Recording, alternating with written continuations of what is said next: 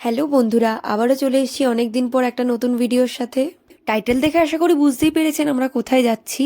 আজ আমরা রওনা দিয়েছি হুগলি নদীর তীরে অবস্থিত নয়া মন্দির। এটি কোনো অচেনা মন্দির না, অনেক কারোরই এই মন্দিরটি চেনা। কিভাবে যেতে হয় সবাই চেনে এই মন্দিরটিকে, তাও যারা চেনেন না তাদের উদ্দেশ্যে আজকের ভিডিওটি। কিভাবে যাচ্ছি, কোথায় থেকে যাচ্ছি সবই তুলে ধরবো একটা ভিডিওর মাধ্যমে, তাই স্কিপ না করে পুরো ভিডিওটা দেখতে থাকুন। এই মন্দিরটি আপনারা হাওড়ার থেকেও যেতে পারেন, আবার শিয়ালদার থেকেও যেতে পারেন। আজকে আমরা যাচ্ছি শিয়ালদা স্টেশন থেকে। শিয়ালদা স্টেশন থেকে আমরা হাওড়া হয়েই যাব, কিন্তু দেখবেন আমরা কি করে যাচ্ছি। বাসের রুট দিয়ে যাব না, আমরা যাব ফেরি রুট দিয়ে। সবই আপনাদের দেখাবো, দেখতে থাকুন পুরো ভিডিওটা। তো দেখতেই পেলেন আমি শিয়ালদা স্টেশন থেকে বেরিয়ে বাসের রুটের দিকে চলে এলাম। বাসের থেকে হাওড়া যাবার বাস ধরে নিয়ে এবার আমরা যাচ্ছি হাওড়া স্টেশনে। এই মন্দিরটা স্পেসিফিক্যালি হাওড়ার থেকেই যেতে হয়। এবার ধরুন আপনার সামনের লোকেশন হাওড়া পড়লো তো হাওড়ার থেকেই যেতে পারেন, আবার ধরুন আপনার সামনাসামনির লোকেশন শিয়ালদা পড়লো তো শিয়ালদা হইতে হাওড়া গিয়ে তারপরে আপনি চেঞ্জ করে নিতে পারেন। তো দেখতেই পাচ্ছেন কথা বলতে বলতে আমরা হাওড়া স্টেশনের সামনে চলে এসেছি। এইটি দেখুন সেই হাওড়ার ব্রিজটা, আমি খুঁড়িয়ে আপনাদেরকে দেখাচ্ছি। আর এই পেছন দিকে পড়ছে হাওড়া স্টেশন। তো আমরা যেহেতু ফেরি হয়ে যাব ওই জন্য আমরা স্টেশনটা আমাদের ব্যাকের দিকে পড়ছে, মানে পেছনের দিকে, আর আমরা সোজা যাব। তো দেখতেই পাচ্ছেন আমাদের পাশে পড়ছে মা গঙ্গা, তো আপনাদেরকে সেটা আমি দেখিয়ে দিচ্ছি, দর্শন করে নিন মা গঙ্গারও। আর যেহেতু বৃষ্টি পড়ছে প্রচন্ড পরিমাণে তাই একদম একটু হেজি হেজি আসছে, আর গঙ্গা একদম হুলুস্থুলু ব্যাপার।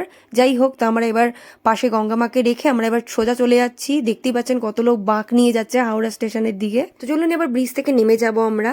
নেমে যাওয়ার পরে দেখবেন কলকাতা পুলিশের একটা বুথ পড়বে, তার পাশ দিয়ে যে গলিটা ঢুকে গেছে সেখান দিয়ে আমাদের যেতে হবে। আজকে আমি আগে একটা ভূতনাথ বাবার ভিডিও শেয়ার করেছি, আপনারা হয়তো দেখে থাকবেন। তো আমি এই রুটটা দিয়ে গেছিলাম, বাসে করে গেছিলাম, আমি হেঁটে যাইনি। তো আজকে আমি হেঁটে যাচ্ছি। এই রাস্তাটি দিয়ে সোজা হেঁটে গেলেই পড়বে নিমতলা ক্রসিং। তো যতক্ষণ না পড়ছে দেখুন এই তিন মাথার মোড়ের কাছটা এলে আপনাদের মানে এটা বুঝে নিতে হবে যে এটা নিমতলা ক্রসিং পড়ছে আমাদের। তাও আবার সোজাই যেতে হবে, কিন্তু এই ক্রসিংটা হচ্ছে ল্যান্ডমার্ক যেটা দিয়ে আপনারা বুঝতে পারবেন। আপনারা যদি আমার আগের ভিডিওটা দেখে থাকেন ভূতনাথ বাবার, তো ওখান থেকে আপনারা পুরোপুরি নিমতলা ক্রসিং এর পর থেকে ভূতনাথ বাবার মন্দির অব্দি পুরো ভিডিওটা ক্লিয়ার করে পেয়ে যাবেন। তাই যদি না দেখে থাকেন অবশ্যই ভিডিওটি গিয়ে দেখে নেবেন। এই দেখুন শ্রাবণ মাসে প্রচন্ড ভিড় ভূতনাথ বাবার মন্দিরের পাশে, প্রচুর ভক্তরা এসে জল ঢালছেন।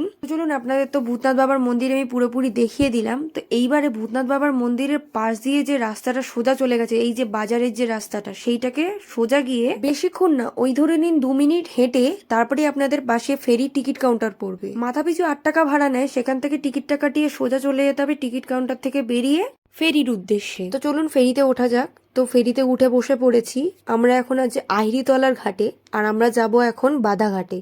তো ওই পোর্শনেই দেখুন আমাদের পড়ছে নয়া মন্দির, আপনাদের জুম করে দেখানোর চেষ্টা করেছি। এর আগেও দেখেছি ভূতনাথ বাবার মন্দিরের ভিডিওতে। এখন একটু হালকা বৃষ্টিটা কমেছে, যখন আমরা এসেছিলাম তখন প্রচন্ডই বৃষ্টি পড়ছিল। এখন দেখতেই পাচ্ছেন বেগটা ভালোই আছে। তাও দেখতে থাকুন পুরো ভিডিওটা, আপনাদের গঙ্গার কিছু দৃশ্য দেখাই, তারপরে ফিরে আসছে একেবারে বাদাঘাটের ফেরি ঘাটে।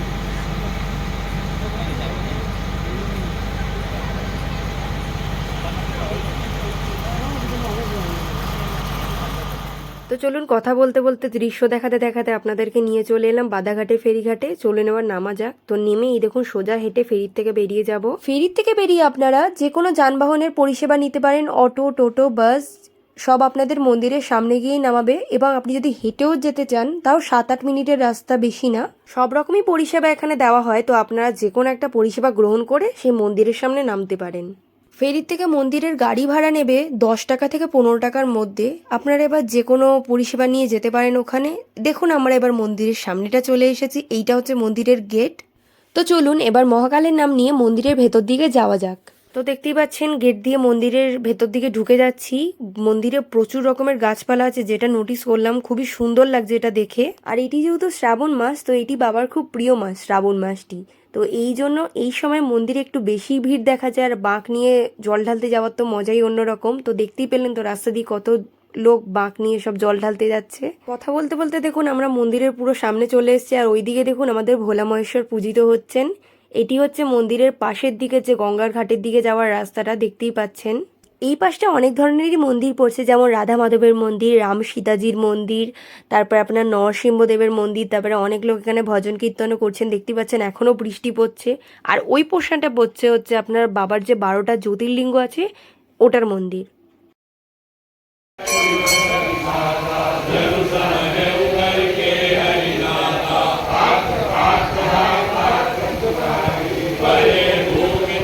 তো চলুন কীর্তন শোনার পর মন ভালো করিনি, এইবারে চলে এসেছি আপনাদের সেই 51 ফুটের যে শিব মূর্তিটা আছে সেটা দেখানোর জন্য। দেখতেই পেলেন। আর এই পোর্শন দিয়ে আপনাদের বলেছিলাম যে ওটা কনস্ট্রাকশন কাজ চলছে এখন, তো ওখানে যাওয়া যাবে না। তো চলুন মেন মন্দির যেটা আছে সেই মন্দিরের শিবলিঙ্গটা আপনাদেরকে দর্শন করিয়ে দিই। এখানকার শিবলিঙ্গটা পুরোপুরি রূপো দিয়ে তৈরি। দেখতেই পাচ্ছেন কত লোক এখানে জল ঢালছে, বাবার সেবা যত্ন করছে।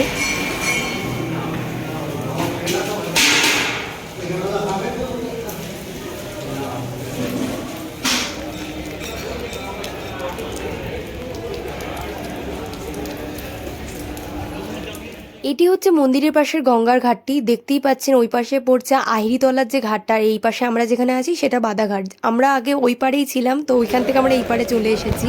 তো দেখতেই পাচ্ছেন কত কেউ বাঁক সাজিয়ে গঙ্গার জল এখান থেকে নিয়ে তারকেশ্বর যাওয়ার জন্য রওনা দিচ্ছে।